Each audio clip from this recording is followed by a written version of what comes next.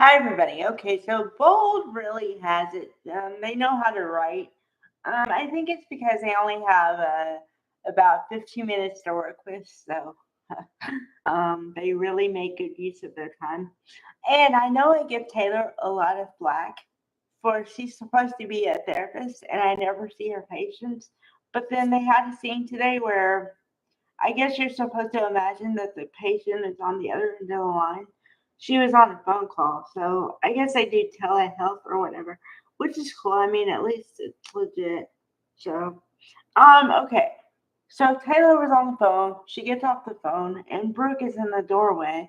So Brooke and her try, kind of catch up, I guess, which I'm, I'm perplexed by the whole thing because at first they were sworn enemies, right? Because they're going after the same man, Rich, which is another video entirely because why would you go after Rich? No hurt feelings, Kirsten K, but kind of Rich is okay. So Taylor is saying, "Oh, so um, looks like uh, how have you been doing?" So she says something about Nick, and she's like, Nick Maroney is back in town? Really? Wow. And I'm like, alarm bells in my head are going off because I'm like, okay, Taylor is insecure in her relationship with Rich because she's kind of pushing Brooke on to Nick and saying, I hope it works out for you. Like, trying to be her cheerleader, but a little too much, especially when they've had all the animosity over the years. And I'm like, why are you such a cheerleader for her? And then it like dinged in my head of like the reason she wants her to be with the other guy is so she's not thinking about Rich. Come on. I mean, it's basic mathematical principles in a triangle situation. If you don't have two people interested in the same guy, you no longer have the triangle, right? Okay, so then we move on to, um, Steffi being Steffi. And what I mean by that is she wants Daphne back in the fold because her idea is that they just launched the men's cologne, which I talked about yesterday. But she is hell bent on having the creator there, right? And I'm saying, why? Because here's the thing. Hope and Carter in relationship and they're engaged and they're gonna be married, right? Okay, all that's well and good. But Daphne is not just a woman. She's like kind of deceitful. So what's to say she won't do it again? Okay. Number one. Number two, okay, say she doesn't do that. Say they go the complete opposite route and they try to give Daphne her own story or something, right? What are you going to do with her? She doesn't know anybody. You're just going to plop her into some relationship or whatever, or she's going to be the creator who doesn't do anything and she's forever in the lab. I mean, what are you planning on doing with the character? Is all I'm saying. Because you still have people who you have them on the thing and or like on contract, I guess, but you never see them. So why put another one in the batch? It doesn't make any sense. Okay. So then Carter, she tasked Carter with um making Hope okay with it or talking Hope into having Daphne around. And you can tell that he's thinking about it because um Hope's father doesn't like Carter because of the aforementioned kiss or whatever. Whatever. Okay.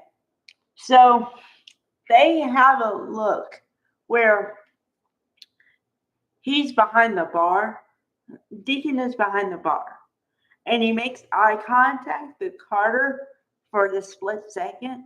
And I'm like, man, he could hurt you in a second. You better watch him with this dude. He already karate chopped you. You might want to But he says, you better treat my daughter right. Like what a father would say. And then Carter says, don't worry, I'm gonna spend the rest of my life cherishing and whatever your daughter. And I'm like, okay, great. And then in the back of his mind, he has the thought of like talk Hope into it, remembering what Steffi said. Meanwhile, on Hope's side, Hope has the idea of, we're just trying to get Daphne back. The conversation that she had with Steffi, I think it was yesterday, and that thing is playing in her head. So apparently they have something to talk about, being Carter and Hope. And like they have to be on the same page. And I don't know when that's going to happen with that. I really don't. Okay. So then I gave you a quick synopsis as today's episode. Okay, now let's get into spoilers. Now, I just talked about this in the last video, and I swear I don't mean to have overlap, but the idea of when people break up off screen and you don't know why. Okay, so next week we're going to see Will and Luna together and you say, well, but wait a minute, isn't Will with Elektra? No, past tense, he was. Because she says, well, aren't you with Elektra? And Will says, no, she doesn't excite me. So they broke up. No fanfare, no nothing. They just broke up. But in this case, I could see the writing on the wall. Because, okay, first of all, the wardrobe they gave that girl, I told you it was like a girl from Little House on the Prairie. Like, because it was like dress, but it was like all covered up. And like there were like lace, sort of. But like the thing was all the way up the neck. And I'm like, she really dresses like that? And then also, they were trying to have her, they were trying to get intimate. And she kept saying, no, no, no, I'm not ready, I'm not ready. And the thing is, he said, okay, I'll wait for you. But then also Elektra said, well, I don't want you to leave me because I won't do that. And I'm worried that you'll look at other girls. And then when Luna came in, she was like, you like Luna, don't you? Do you like Luna? Like she was scared of Luna. I'm like, dude, you missed the mark when you wrote for this character because, you either, I would have more like, I would like you more if you had conviction and stuck with it. Besides, I have conviction, but like I don't believe in us. That just doesn't fly. Anyway, so it'll get good next week, but it's summer.